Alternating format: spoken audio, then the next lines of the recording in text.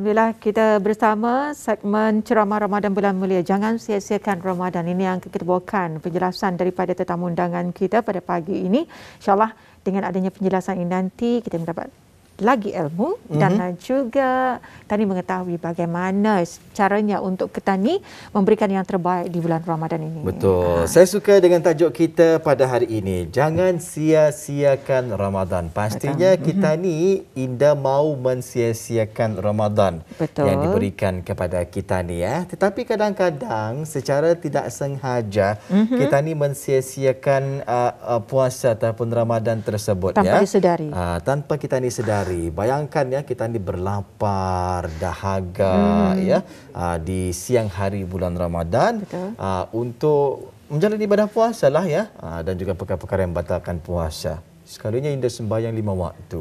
Sia-sia tu. Jadi perkara ini adalah sebenarnya perkara yang sia-sia. Di akhirat kelak yang awal-awal sekali dihisap adalah solat ataupun sembahyang kita ni. Jadi jangan kita ni terlepas pandang di sana ya. Puasa, yes, memang puasa dan kewajipan yang lainnya laksanakan jua. Baik, banyak lagi perkongsian daripada Ustazah. Alhamdulillah sudah pun berjaya kita dihubungi Ustazah Siti Nur Aziah binti Haji Asli, penceramah undangan kita bersama secara virtual pagi ini. Terus saja kita sapa. Assalamualaikum Ustazah. Waalaikumsalam warahmatullahi wabarakatuh. Alhamdulillah. Apa kabarnya Ustazah? Sihat? Alhamdulillah, sihat walafiat. Syukran ya Rabbi. Luar biasa sekali. Selamat menjalani ibadah puasa Ustazah. Terima kasih bersama di Rampai Pagi untuk hari ini ya. Ya, jadi topik yang kita bawakan pada hari ini, jangan sia-siakan Ramadan. Bila kita ni bercakap sia-sia ni memang sia-sialah, tapi apa sebenarnya yang akan dikongsikan dan juga kita meminta Ustazah lah untuk mukadimahnya dengan tajuk yang kita berikan pada hari ini. Alhamdulillah. أعوذ بالله من الشيطان الرجيم بسم الله الرحمن الرحيم الحمد لله رب العالمين والصلاة والسلام على أشرف المرسلين سيدنا محمد وعلى آله وصحبه أجمعين رب اشرح لي صدري ويسر لي أمري واحلل عقدة من لساني يفقهوا قولي أما بعد السلام عليكم ورحمة الله وبركاته. Waalaikumsalam warahmatullahi. Pertama-tama kita panjatkan syukur kepada Allah Subhanahu Wa Taala. Alhamdulillah, syukur ya Allah. Alhamdulillah masih lagi kita diberi peluang hidup di dalam bulan Ramadan ini. Kita menghirup udara yang Allah berikan ini dengan free saja. Orang Indonesia gratis. Ini yang perlu kita sentiasa syukuri dan hidupnya kita bulan Ramadan. Baiklah, sebagai mukadimah, kehidupan manusia ni, kehidupan kita sehari-hari, ia bergantung kepada apa yang kita usahakan.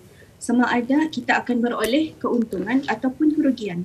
Tidak ada manusia di muka bumi ini mahukan kerugian dalam kehidupan.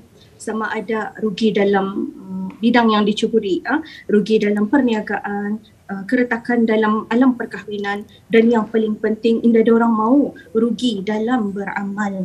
Bila kita sentuh saja soal amal ibadah, sudah pasti semua orang mahukan amalan yang dilakukan itu indah sia-sia. Semua orang mahu amalan yang dilakukan diterima oleh Allah Subhanahu Wa Taala.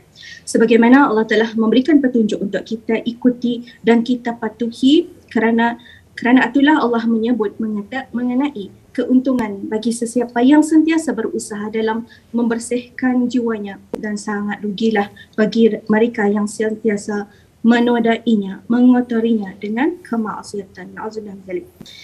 Kita hayati firman Allah Subhanahu Wa Taala dalam surah Asy-Syams ayat 9 dan 10. A'udzu billahi minasyaitonir rajim. Qad aflaha man zakkaha wa qad khaba man dassaha. Yang maksudnya, sesungguhnya berjayalah orang yang menjadikan dirinya yang sedia bersih, bertambah-tambah bersih dengan iman dan amal kebajikan, dan sesungguhnya hampalah orang yang menjadikan dirinya yang sedia bersih, tercemar kebersihannya dengan sebab kekotoran maksiat. Artinya, berbahagialah orang yang sentiasa meningkatkan amal kebaikan dan amal kebajikan, dan celakalah orang yang suka melakukan kemaksiatan dan meninggalkan segala perintah Allah Subhanahu Wa Taala.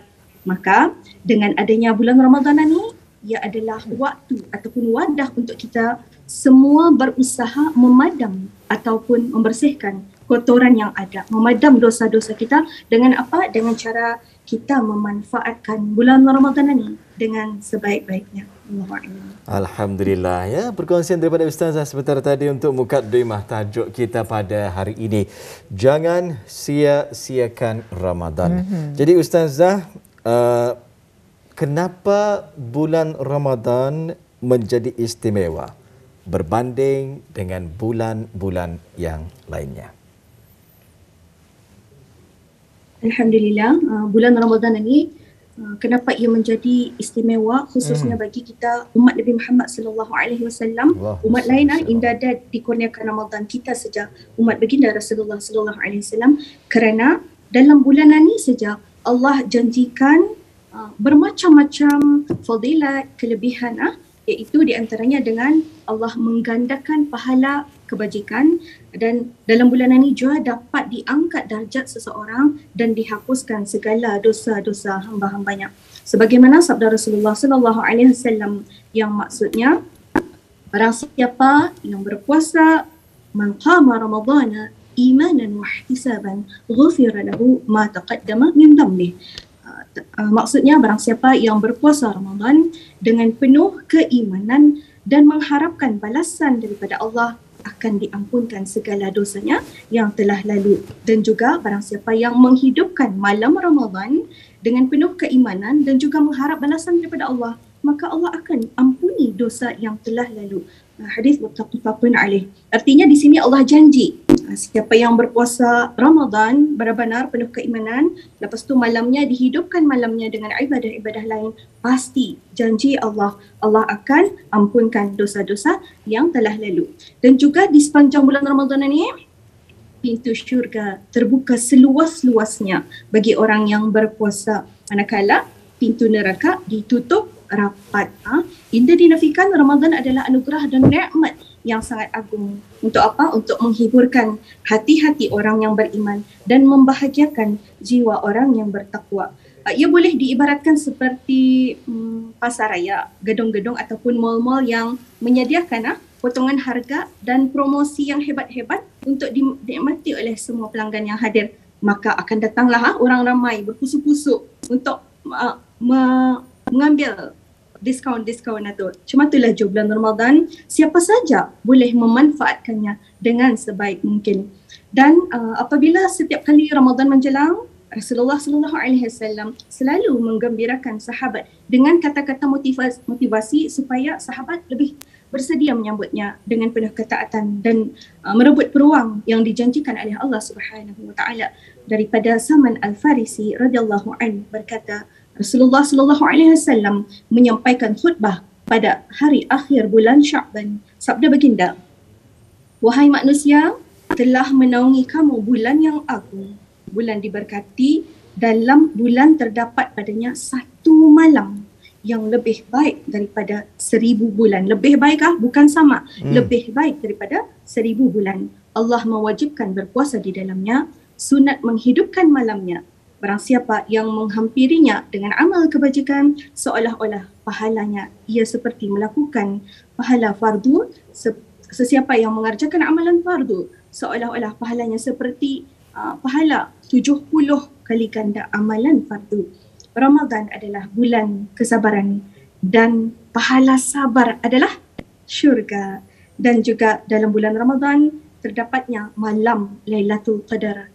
Pasal ada malam Lailatul Qadar ini kerana apa? Turunnya Al-Quran di bulan Ramadan menjadikan bulan Ramadan itu adalah bulan yang paling istimewa. Allahuakbar. Alhamdulillah ya, luar biasa sekali sebenarnya keistimewaan ya yang Allah Subhanahu wa taala berikan kepada umat Nabi Muhammad sallallahu alaihi wasallam.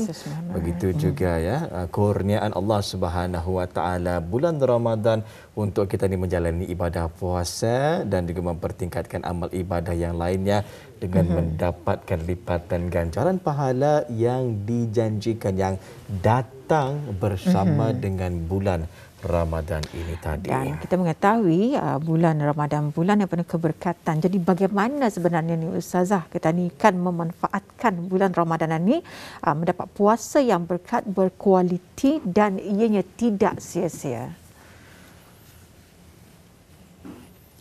Baiklah, hakikat ibadah puasa pada bulan Ramadan ini adalah, perlu semua orang tahu, hakikat puasa bulan Ramadan adalah satu bentuk pendidikan ke arah mengukuhkan lagi iman dan takwa seseorang Muslim.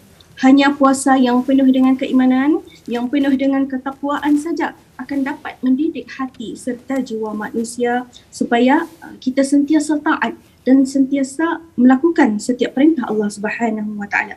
Paling penting melalui ibadat puasa ni, nafsu yang sentiasa mengarahkan manusia ke arah kemaksiatan dan kejahatan, waktu ni yang mampu ditundukkan. Hanya hamba Allah yang beriman saja tahu serta berusaha untuk memanfaatkan kelebihan Ramadan. Mereka cukup maklum bahawa ibadah puasa ini adalah satu ibadah yang sangat-sangat dituntut oleh Allah dan Rasulnya. Perkara ini perlu diambil tekanan. Kerana apa? Kerana samanya presenter tadi, ada orang yang berpuasa tapi dia sembahyang. Subhanallah, sembahyang itu adalah perkara yang paling pokok.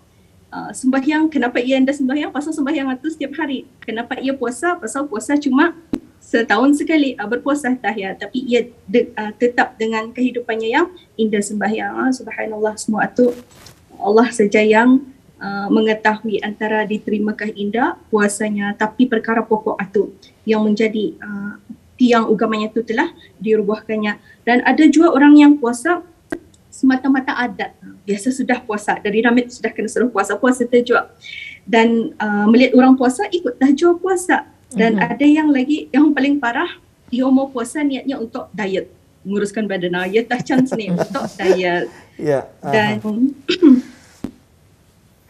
itu antara alasan yang sering kita didengarkan ni Ustazah ya. Boleh sebenarnya puasa. Artinya sangat rugilah. Boleh sebenarnya berpuasa sambil sangat berdaya. Rugi orang yang berpeluang. Ya.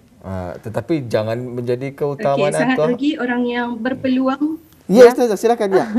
Okey. Masya-Allah. Lagi sikit. Okey. Sangat rugi bagi mereka yang berpeluang bertemu dengan Ramadan tetapi indah memperolehi keampunan daripada Allah Subhanahu Wa Taala.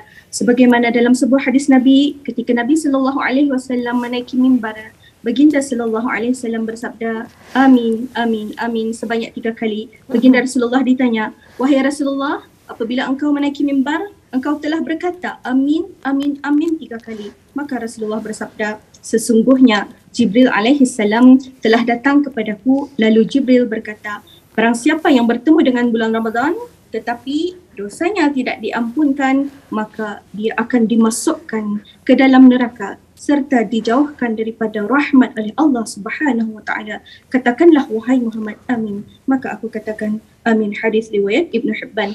Dan di antara kerugian seseorang Muslim di bulan Ramadan ini adalah bangun sahur semata-mata untuk sahur saja tanpa ia beristighfar. Artinya kalau bangun sahur memang waktunya adalah sangat berkat, untung memang Allah berikan pahala yang besar juga untuk orang yang makan bersahur, tapi gunakanlah masa walau sedikit 2-3 minit, 5 minit untuk beristighfar, memohon ampun kepada Allah Subhanahu Wa Taala. Mudah-mudahan waktu-waktu adalah waktu yang dimustajabkan doa. Yang kedua adalah orang yang menunggu waktu berbuka puasa tanpa berdoa kepada Allah. Waktu yang paling sesuai sebenarnya untuk kita membanyakkan doa adalah pada ketika waktu kita kan sungkai tu. Tetapi ramai di kalangan kita rata-rata melihat TV terpulang ataupun melihat handphone, melihat Facebook, Instagram, waktu kan sungkai tu. Padahal Rasulullah sallallahu alaihi wasallam bersabda, sungguh orang yang berpuasa mempunyai doa yang dikabulkan dan tidak akan ditolak ketika ia berbuka puasa. Doa sebelum berbuka puasa itu adalah yang sangat makbul. Perlu diketahui bahawa 3 waktu yang sangat bernilai di bulan Ramadan ini yang insya-Allah mustajab berdoa. Yang pertama adalah sepanjang waktu kita berpuasa ini. Yang kedua, waktu sahur sejam sebelum masuk waktu subuh dan juga sejam sebelum berbuka puasa. Kalau boleh manfaatkanlah waktu-waktu ini dengan membanyakkan doa kepada Allah dan membaca kitab Allah Al-Quran Karimah.